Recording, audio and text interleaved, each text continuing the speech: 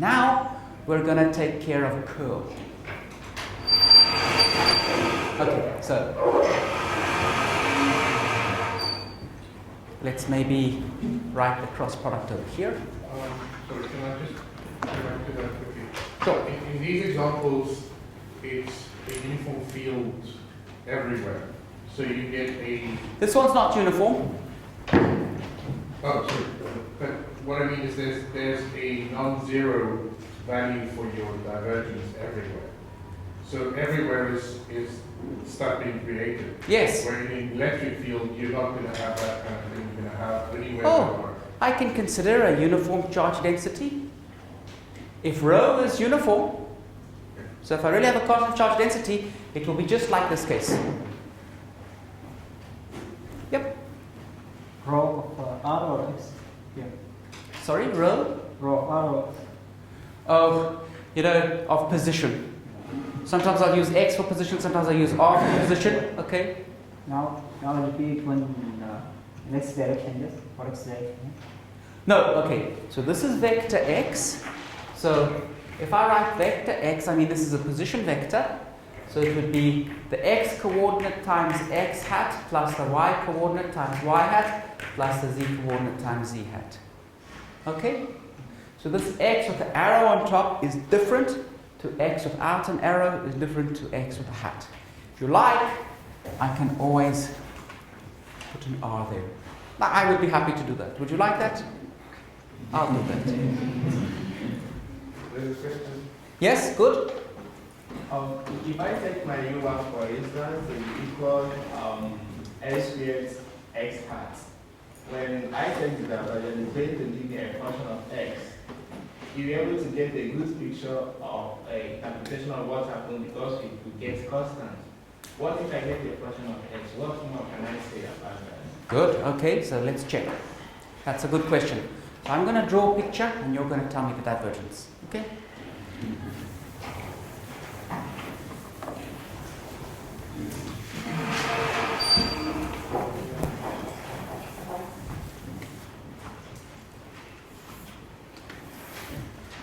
So I'm going to draw for you the field V. This is what V looks like.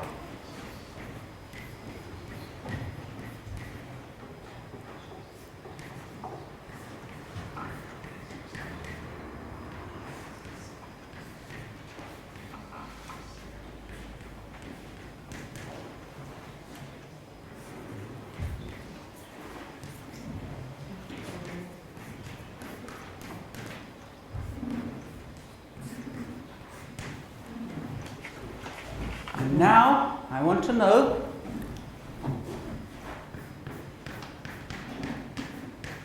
what is the divergence of V? What is it over here? 0. What is it here? Positive, right? The fields are diverging from each other, but you can see if this is water particles flowing, someone must have switched on a tap and now there's the water flowing out of the tap. Okay? So here it is positive. What about here? Negative. Maybe this is in a bath and there's the bath plug and all of the water is flowing out. Here? Here? Here? Okay? So this is what it's going to tell you. When you see a picture and someone tells you the divergence is positive here, it's 0 here, it's negative there, it's positive here, it's 0 there, you can start to draw what the field lines are doing. That's how come when we start to say what the divergence of the electric field is, we're learning something about what the electric field looks like. And this side will be 0 when there's no charge. It will be positive when you've got positive charges sitting there, and it will be negative when you've got negative charges sitting there.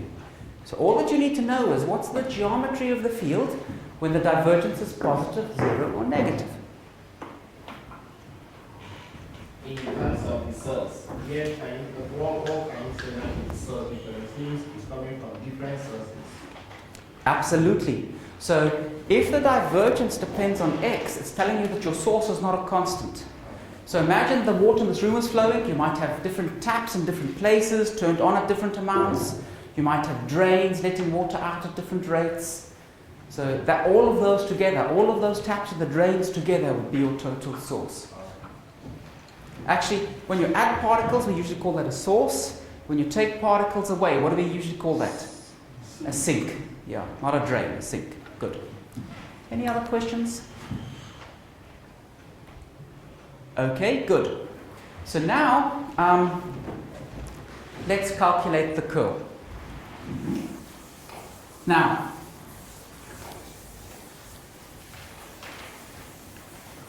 who has seen the curl before? Who knows what the curl of E is? How did you calculate it? You can use like a vector product.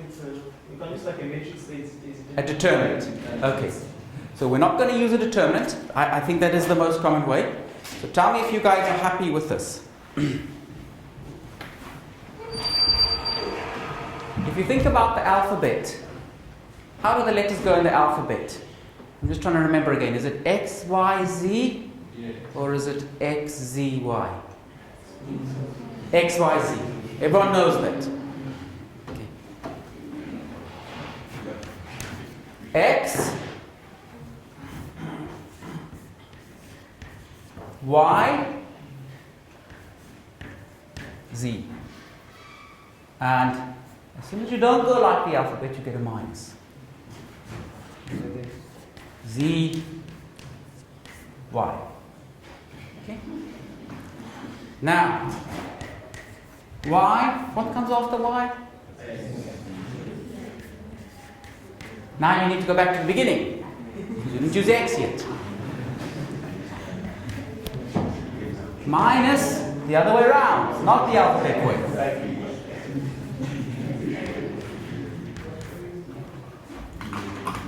Plus Z, what comes next? X.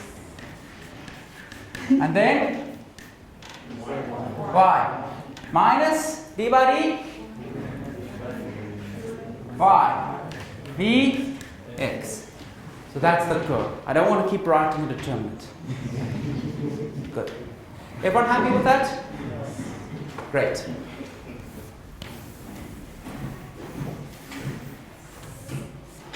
Okay, guys.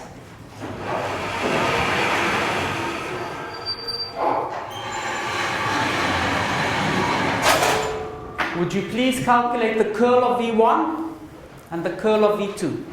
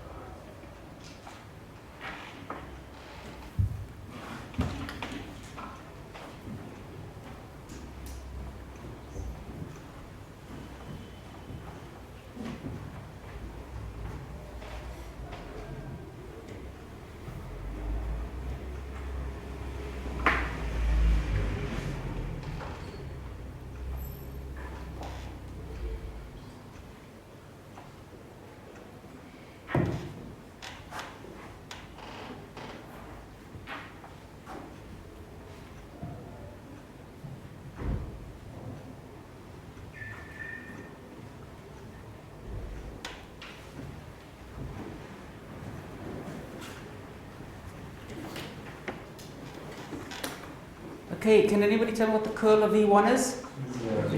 Are you guys sure? Yes. It's 0. Can anyone tell me what's the curl of V2? Minus 2 Z hat. Good. Absolutely. So now let's take a look at these. What is the curl telling us? And remember here for the curl, we have both a magnitude and a direction. So we need to interpret both. Okay? In this particular problem, is that field circulating? No. The particles are just moving away from each other. So the field is not circulating. In this problem, is the field circulating? Yes.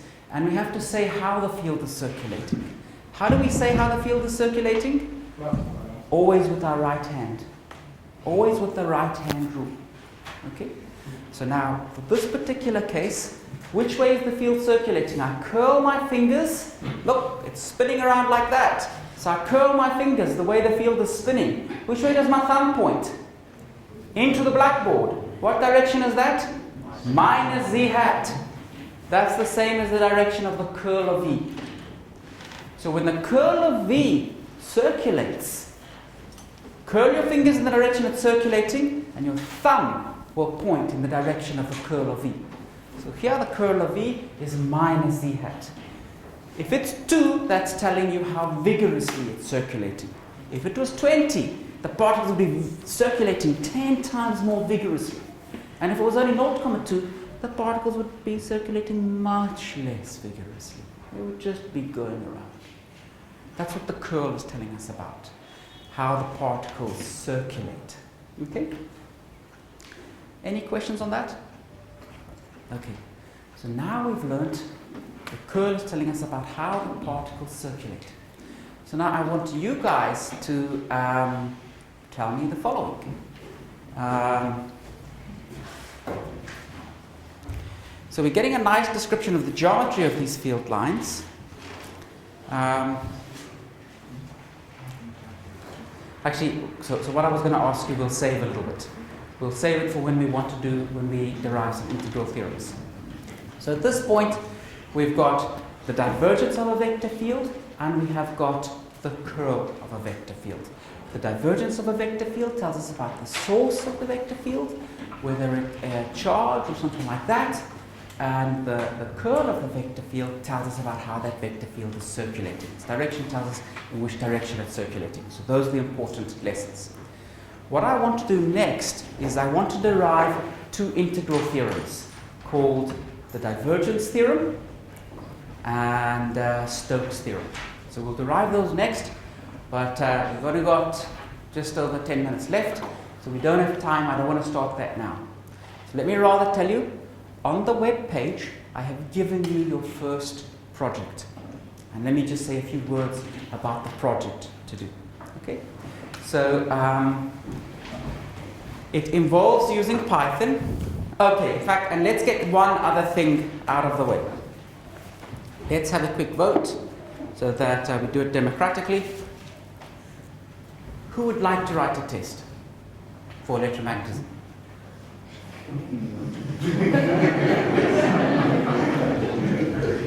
Who doesn't want to write a test? Okay, guys, then we won't write a test, but on one condition. On one condition. When you do your projects, I want to see that you guys have really mastered this work. So if you convince me that you've all understood it well, for sure no test. Is that a deal? Is that a deal? Okay. Now, let me tell you what your side of the deal entails, so that you know what you have to do to convince me that you've really engaged with the work. When you give an argument inside your assignment, I want to see it properly reasoned. If you make a statement, every statement that you make, you need to think to yourself, what's the reason for the statement? Have I explained why the statement is true? Can I back up what I've said? So everything that you say has to be clearly reasoned inside your project write-up. It should all be your own work for each group. And then there's a final problem at the end of each assignment that I want you each to hand in individually. Now that doesn't mean that you shouldn't sit together in the computer lab and discuss it. You should.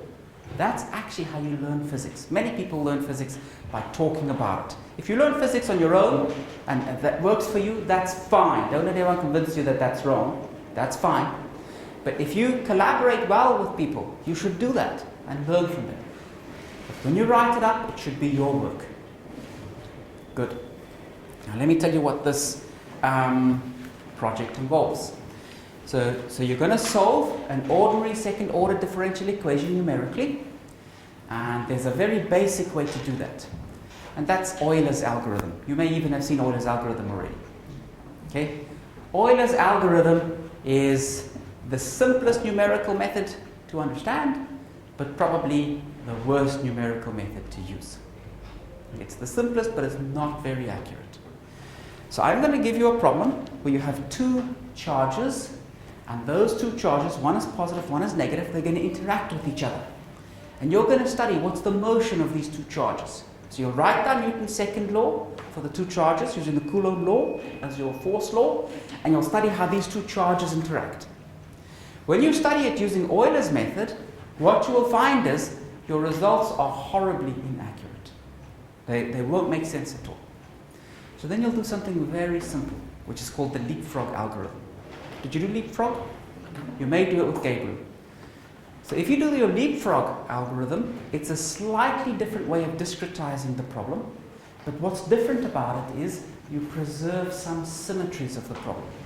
For this particle of two charges, there's actually a rotational symmetry, and every time you have a symmetry, you have a conservation law. If you discretize respecting that symmetry, that means that extra conservation law will hold true. And that extra conservation law is the conservation of angular momentum. So writing down this new discretization, when you solve the equations, numerically it will be just as easy, but all of a sudden your answers will be beautiful. You'll be able to go for as long as you like, and you'll just completely get accurate answers. There's a general lesson there. It's about how you discretize preserving symmetries of the problem.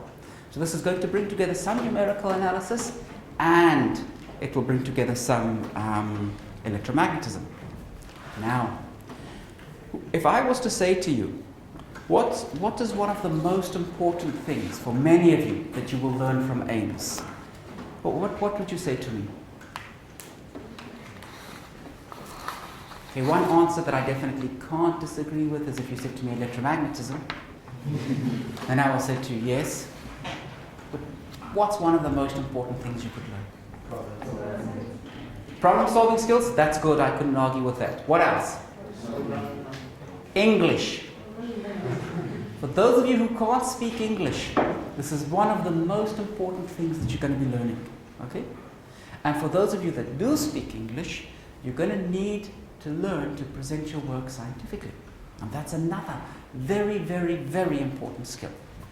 So what I want you to do is, you're going to work, a group of you together, and what I want you to submit, you need to submit a report written in LaTeX, which answers the questions above. So I've asked you some questions to answer. View your report as a document that you might submit to a scientific journal for publication.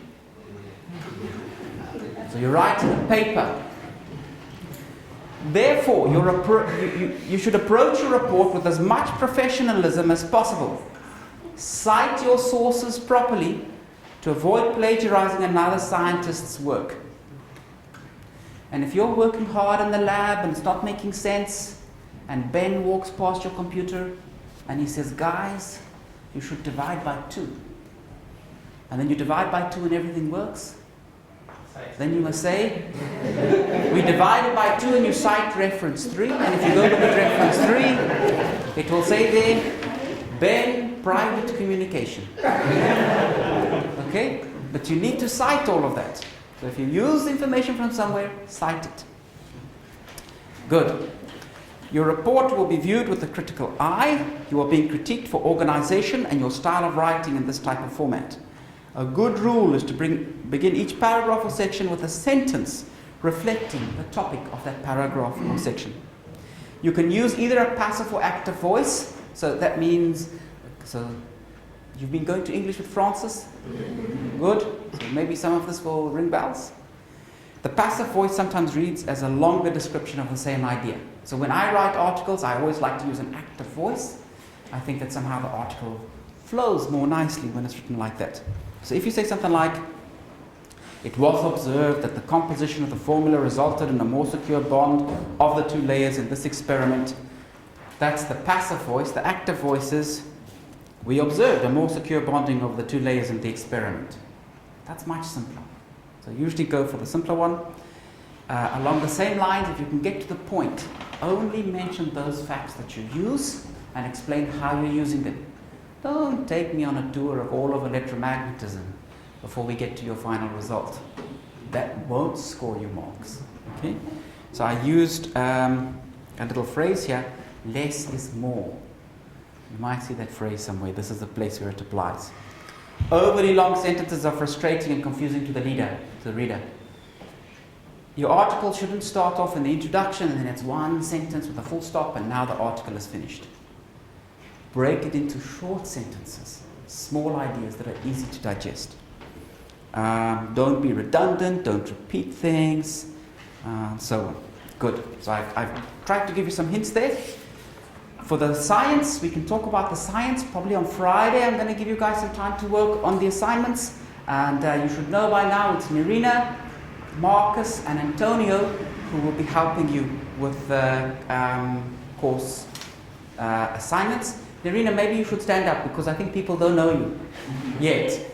Okay? So that's Nerina. So feel free to go and ask him as well about the assignments that we will have. And the project is due next Friday. So you've got some time to work on it at 5:30 in the afternoon. Okay? So we've got some time to work on that. Good.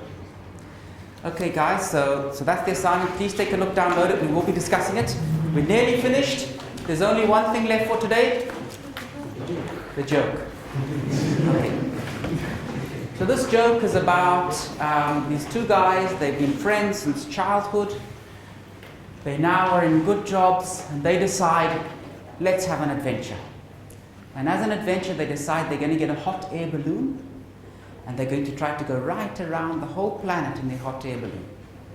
So they go off in the first night. Things are going fantastic. They're remembering their childhood. They've got nice food to eat, something great to drink. Things are just wonderful. But then at some point in the night, there's a storm. It's a terrible storm. Their equipment is blown overboard. Their maps are gone. Their compass is gone. All of their food is gone. They don't know where they are. They wake up the next morning. They're just floating in the ocean. There's nothing around them. Anyway, eventually they start to drift towards land. And they think, oh, maybe we're saved. And then they see on the beach there's some people there. And they think, yes, we are saved. So they drift closer and closer to the people. And then eventually they get close enough where the people on the beach can hear them. And they shout down, hey! So the people on the beach sort of hear the voice and they look up and they shout back, hey! And then the guys in the balloon shout down, where are we? So the guys on the beach get together and they talk a little bit and they shout back, you are in a hot air balloon. And the guys in the balloon look a bit puzzled. They talk a little bit, then they shout down, are you mathematicians? So the guys on the beach talk a little bit, and then they shout back, and now they're confused, and they shout back, how could you tell? Then the guys in the hot air balloon shout down, because the information you gave us was completely correct, but totally useless. Okay, guys, now let me tell you something. Okay. If you're a mathematician, don't take the joke personally. There will be jokes coming where the physicist looks like the stupid guy. Okay? But those jokes are so coming. Okay, guys, that's it for today.